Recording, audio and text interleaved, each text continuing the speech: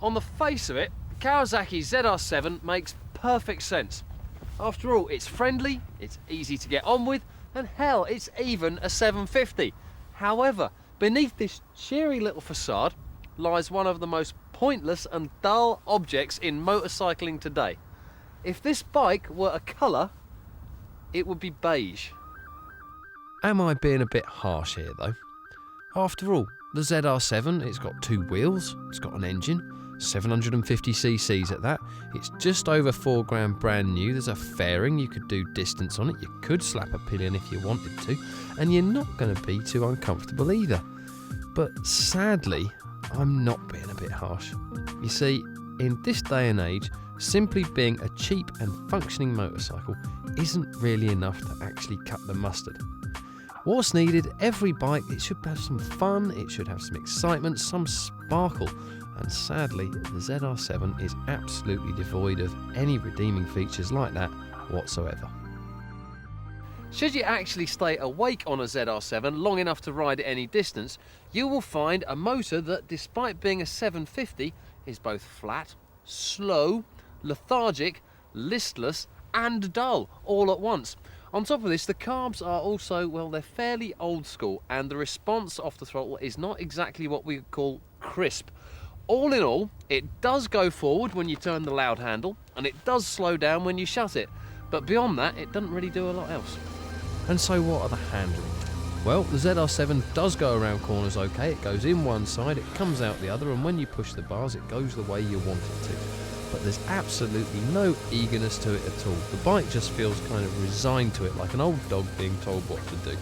And the suspensions, it's the same old story. It does tell you a little bit about what's going on between the tarmac and the tyres, but not really a great deal. It's as if it hasn't quite woken up and can't quite be bothered to get on with doing the job it's supposed to do. Effective, but no more. And should there come a time, as there probably will quite soon, when you want to stop your ZR7 and get off it, you'll be pleased to find the brakes do at least work. You pull the lever, everything slows down, back brake does the back wheel, front brake does the front wheel, and at least you can stop, get off, and put an end to the whole terrible experience. All told, there have to be over 100 better ways to spend just over £4,000 than by buying yourself a new ZR7. Let's face it, if it's fun and exciting you want for your money, what about an Aprilia RS250? Absolutely manic. If it's sensible, something that'll do town work, what about Yamaha's venerable XTZ660 single-cylinder trailer? And if it's just a pure unburstable beginner's bike with a bit of fun and zip to it that you want, what about a Honda CB500? But what can I do? I'm stuck with this and it's time to go home.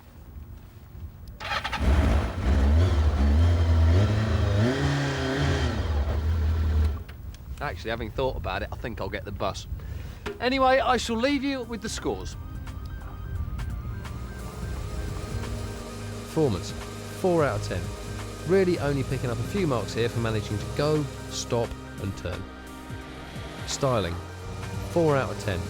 Bland is being kind, but at least that little fairing does help a bit. Reliability, 9 out of 10. Sadly, this bike will probably go on forever. Value for money, 4 out of 10.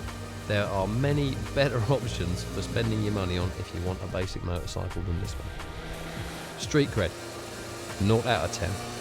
Not a hope.